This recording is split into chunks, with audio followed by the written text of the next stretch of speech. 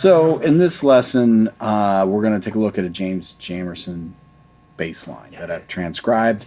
This is What's Going On by Marvin Gaye that he's playing on. This is sort of quintessential James Jamerson. And I've transcribed this from an isolated bass track that you can find on YouTube. So there is a way to play along with this. Now, I'm going to use a metronome in this lesson because of the syncopated nature of the part. It's very specific.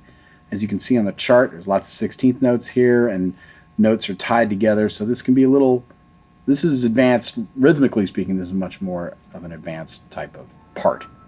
So let me get started here. Let's just take a look at the interview. So I'm going to use the metronome so you can hear the syncopations as I'm playing them.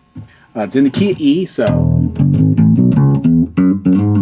think about, E pentatonic major.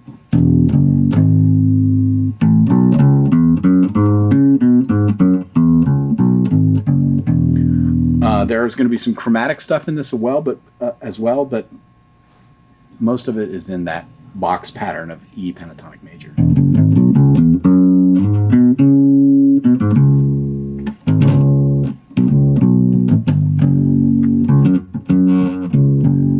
If you know the song, you'll be familiar with some of those riffs, but there'll be some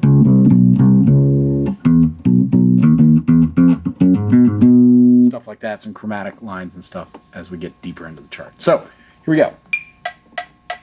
Here's the intro. 1, 2, ready, go.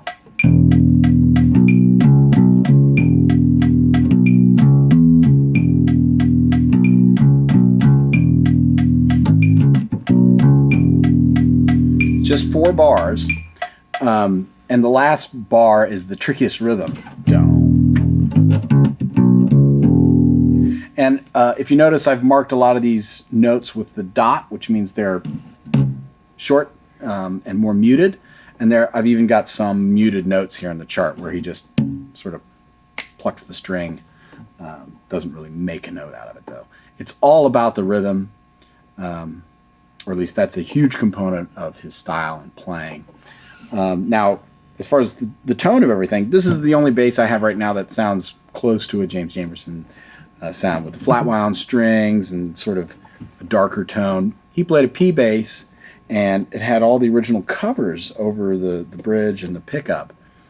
And I believe that he's muting the strings. There's a muting fabric or something underneath the bridge. You can't really see in a lot of pictures, but it really sounds like a muted bass where the string has less sustain. So this one's sort of a close sound to it, but he always played a P bass, as far as I know. Okay, so the intro.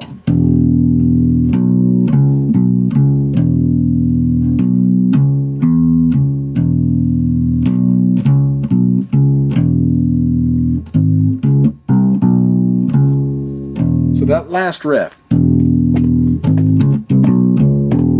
a little chromatic thing.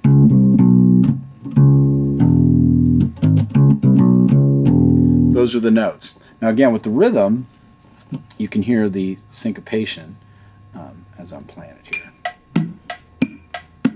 1, 2, 3, 4.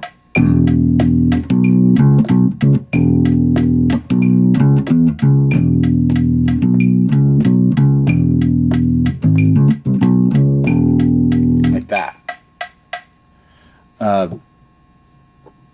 The rhythm here in the intro is really sort of like the thematic rhythm of a lot of the song. So if you're comfortable with those figures and how they're written, that'll help you read the rest of the chart, because this chart gets a little complicated as we move in. So okay, let's go to the verse, and the verse again back in the key E. It basically goes back and forth between an E major chord and a C sharp minor chord with all of his various riffs and stuff. So let's take a look at that.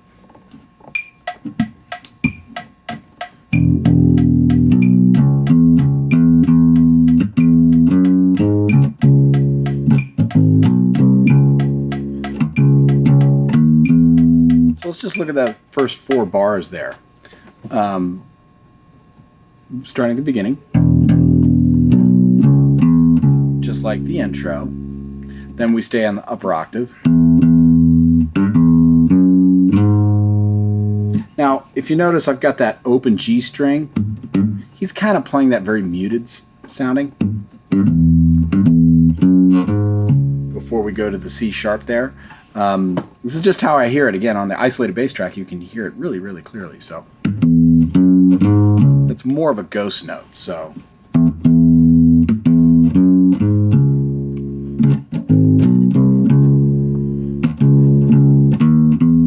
same with that high E in the fourth bar. It's sort of I marked it as a short note, but it's almost muted.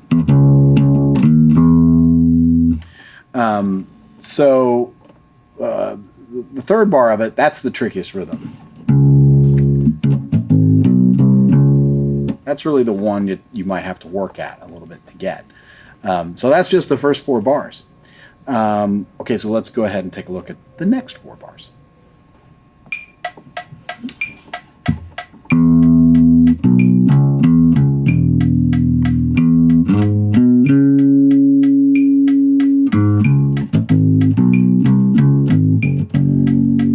Okay, so let's take a close look at those 4 bars. Again, it's just E and C sharp minor, but in the beginning, no problem. But then we have this new riff to go to the C sharp. And then the C sharp bar is very simple. And then we get to that last bar. And that one we have a little bit of chromatic stuff, and the rhythm's a little bit tricky. Ba ba da ba ba ba ba. So there's the second 4 bars of the verse. You can see how this is complicated because he's playing everything very specifically, and I try to do as an exact transcription as I could, which I think this is very accurate given that we have the isolated bass track. It's kind of cool that we can really dissect his playing because he's got such intuitive, cool parts to play. But the rhythms are very specific, so that's why we're taking it here bar by bar to show you how this goes.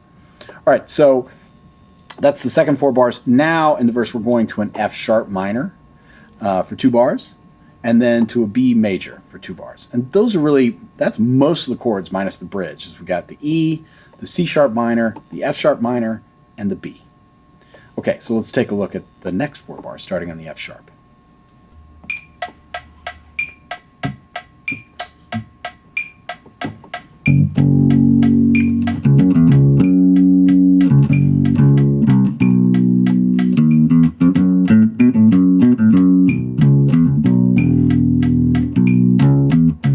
Okay, let's break down that 4 bars. We got the F sharp.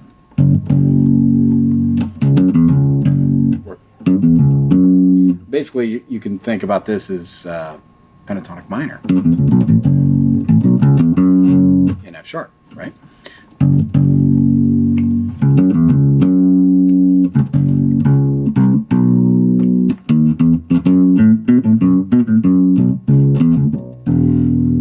Okay, got some complicated rhythms here.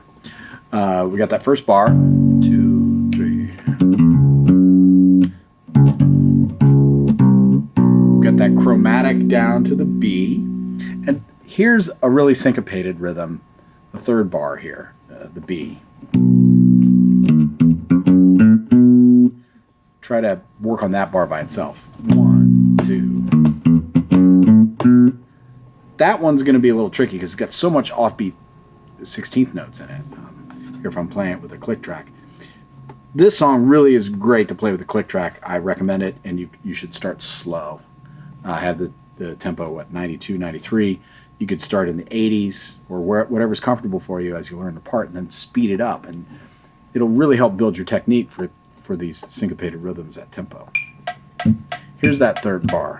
1, 2, 3, 4.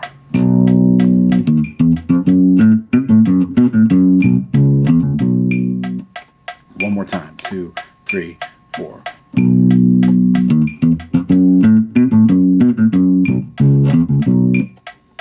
Gives you the idea there.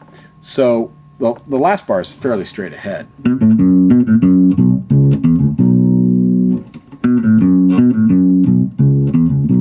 Everything is in the box pattern. Again, great thing about James Jamerson, keeps it's simple, yet it's complicated and very musical all at the same time. So. And now we're going into verse 2. We sort of repeat the whole verse again. But because he plays it so specifically, I've charted it all out as he played it.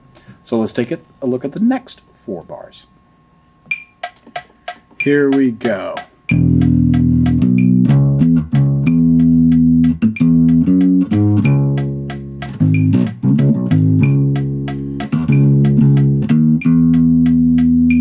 Okay, so let's take a look at those 4 bars. Most of it's the same.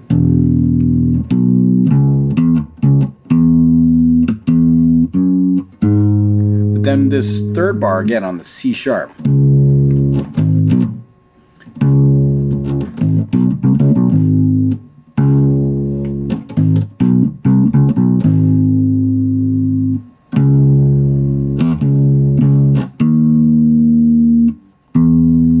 To the next 4 bars. So you can see all these different variations. The syncopation, the way this goes with the drum groove and everything, that's what makes it awesome. Let's take a look at the next 4 bars.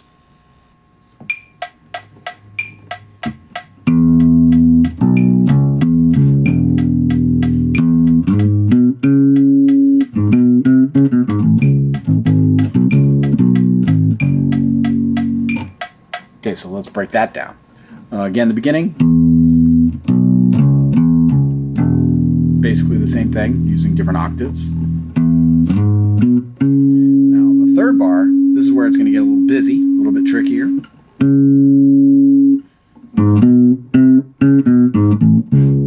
Now, if you notice, I've got that open A. It sort of sounds like a wrong note or maybe a bad note, but again, it's kind of muted. And it's just a rhythmic thing. You don't really hear it. He's not playing a B. And if you see how we're playing it here, it keeps your hand in one position.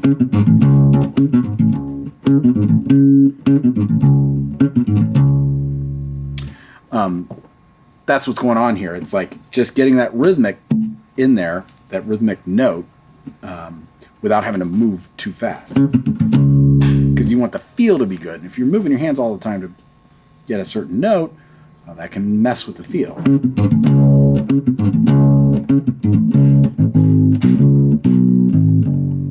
So those 2 bars together.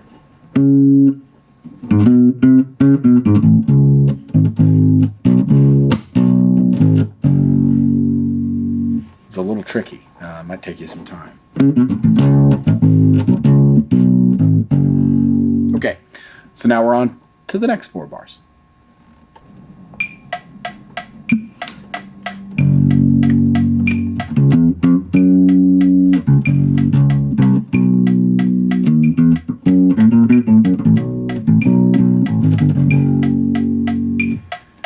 Okay, we're getting more complicated. So we start in the F sharp.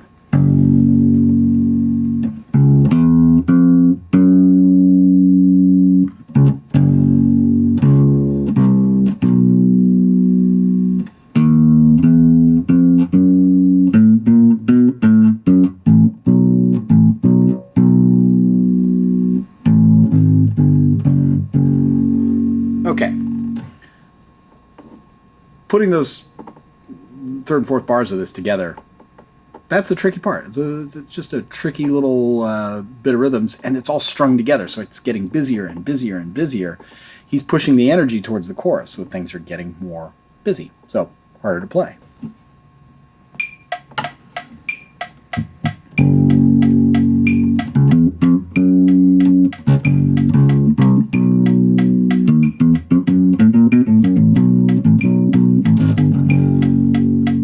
Okay. That 3rd and 4th bar.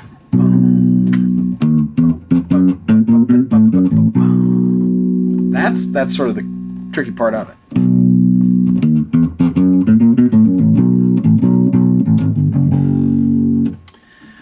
And then we have this little chromatic line going down to the F sharp chord here. Now notice the very last 4/16 notes. I play the A as an open A instead of playing it on the fifth. And again, this is, I think, just to make it clearer, and I think it's easier to play.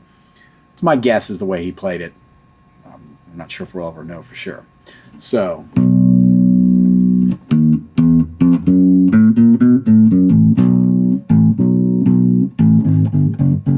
So it's.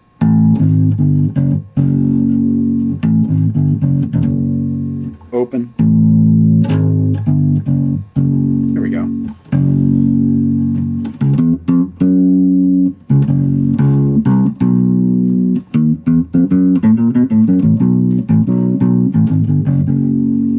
And if you notice that we're ending that bar on an F sharp, and the start of the next bar is also an F sharp, so it's there's two F sharps in a row there. And now we're into what I'm calling the chorus. I mean, the form of the song is however you want to interpret it, but this is what I'm calling the chorus at least. So let's take a look at the first four bars of the chorus. Here we go.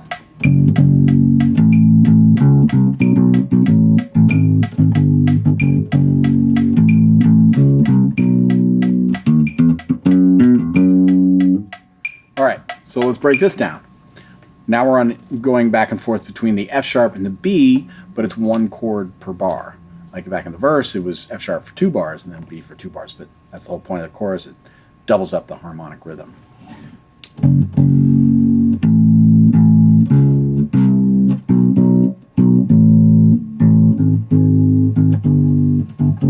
So we've got this in the second bar in the B, it's sort of this chromatic walk down back to the F sharp.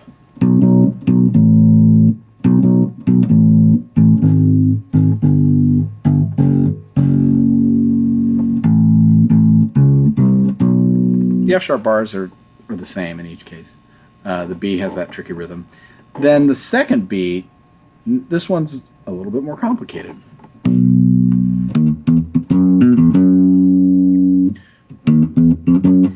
And this is a riff that I hear James Jamerson play a lot, and it's this chromatic from the major third of the B chord all the way up to the fifth. I mean, you hear it in a lot of guys play it, but I think it's a very indicative lick of this style, of this sort of, soul style. But then we're going back to the F sharp. So if you notice, we have one dead note.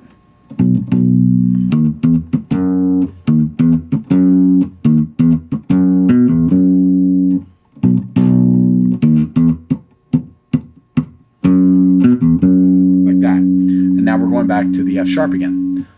Let's take a look at the next 4 bars.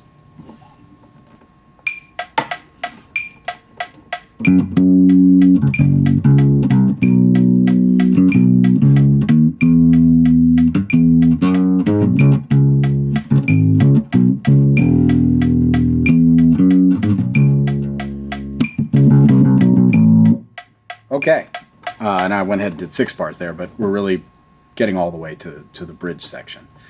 Some complicated stuff in here as well, or it's just variations on a lot of this, a lot of the same riffs and stuff. As we start out on the F sharp. And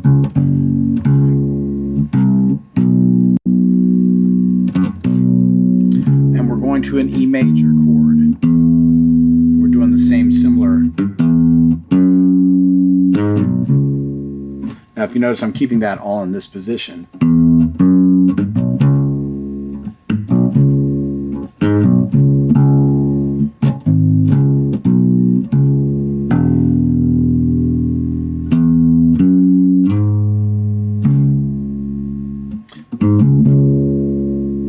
So, I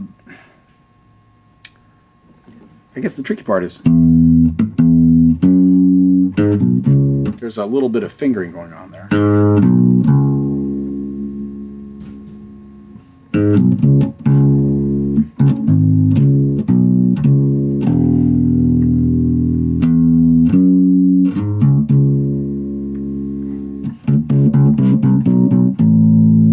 there's it's all 16th notes. That's where we're getting to the A minor. So there you go. Now that we're into the bridge plays this A minor for a long time. It's 8 bars of A minor. And he has these just variations on the same kind of rhythm. So I'm just going to play through all of that until we get to the B chord. I'll play the different variations and we'll take a look at them. So here we go.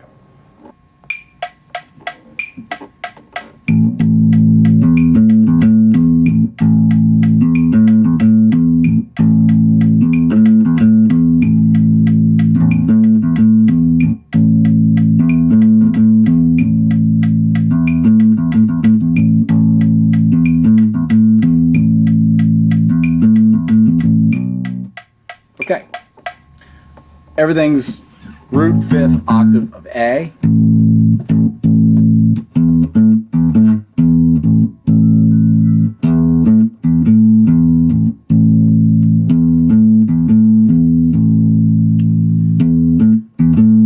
Just variations. And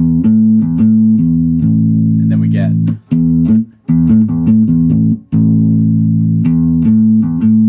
last one.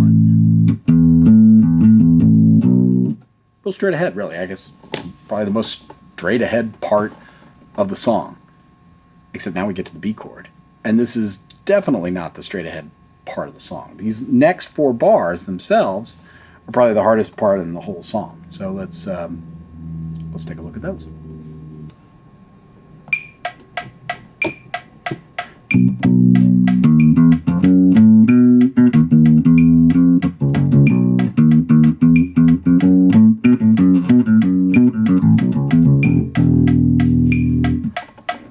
All right, so let's break this down. There's a lot of offbeat syncopation. A lot of these dotted eighth notes and 16ths tied to another 16th.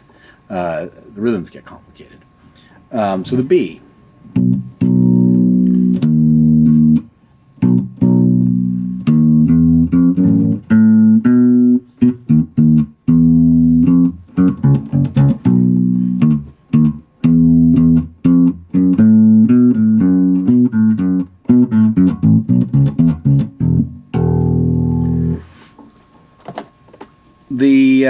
Going from the second bar to the third bar, for me, certainly is the trickiest to keep that rhythm going because it's just getting more syncopated, more offbeatish. Again, this is James Jamerson's way of building up tension. We're getting back to the verse section, the last verse section. He's building up the syncopations, the offbeats. It makes it feel all like more energetic and more discombobulated, and then we land back on the E and everything sort of resolves. So that's the idea behind all this.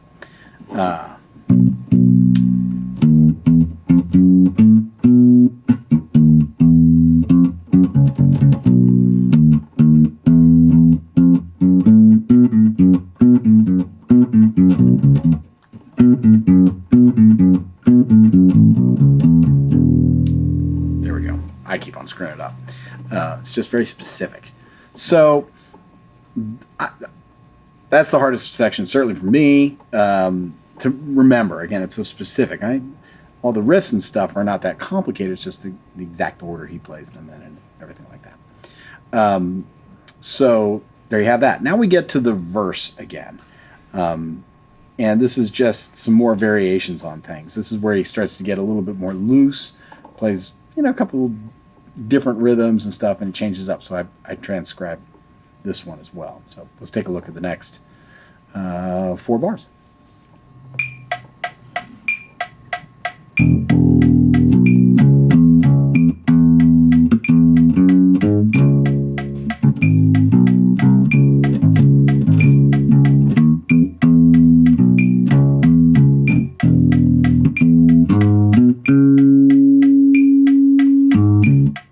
Okay, so I went on a little bit further. It's very similar, really, to the first verse.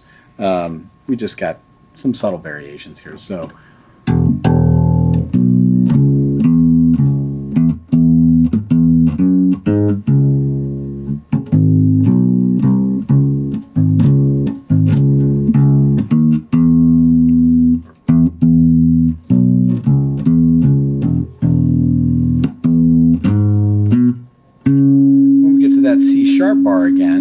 very simple. Then we've got the last bar there.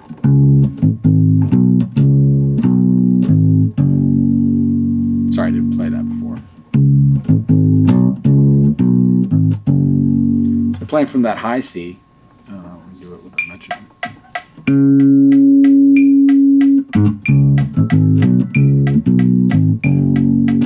Get into the F sharp.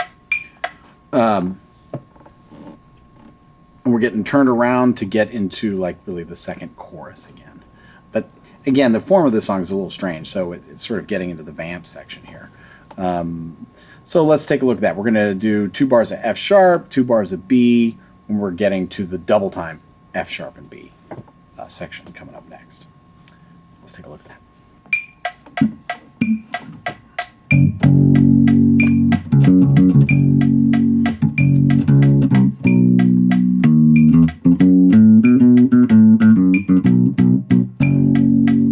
Okay, so let's break this down. The first 2 bars are fairly straight ahead.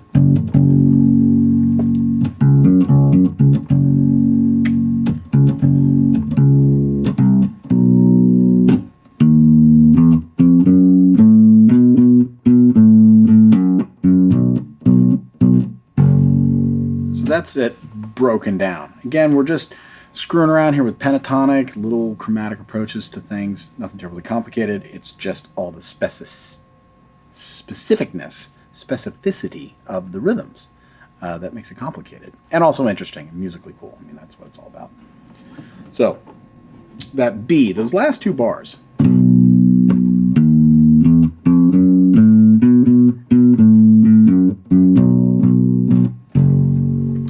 And then we get into sort of the double time F sharp to B. So let's take a look at those next few bars here.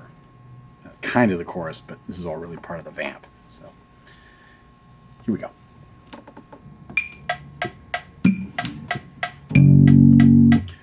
One time. 1, 2, ready, go.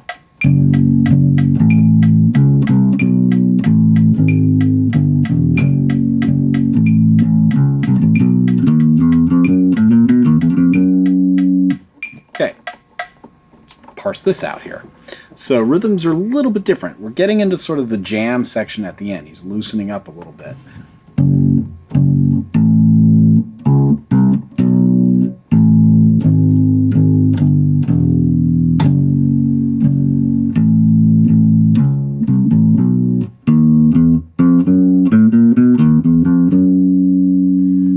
That's a complicated little bar there, I think. The second 2 bars. You know, the first one's fairly straight ahead.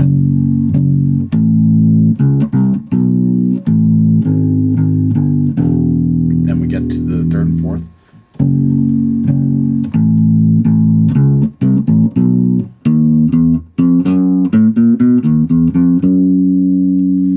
So again, we're using a variation of that riff.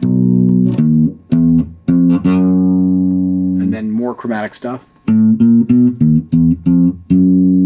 back to the F sharp again. So now we got 4 more bars. Well, we've really got 6 more bars until we get to the sort of the outro section. So let's take a look at the next 6 bars.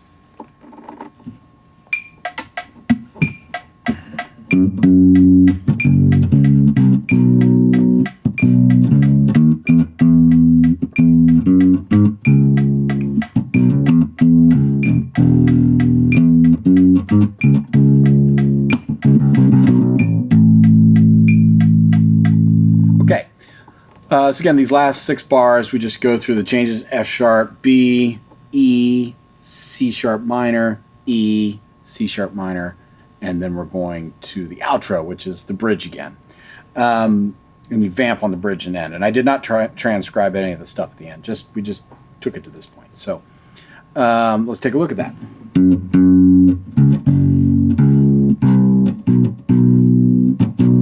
Up the major scale to D. Or to, I'm sorry, to E. Up the major scale, and then to C sharp minor.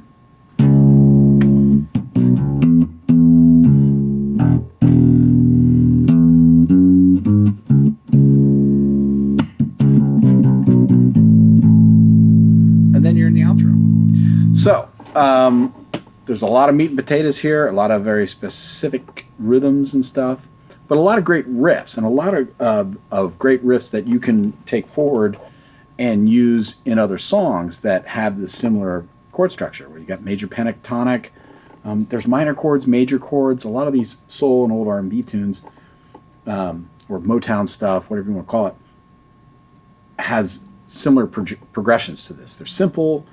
You can use a lot of pentatonic stuff, and James Jamerson has his little chromatic, you know, the walk up,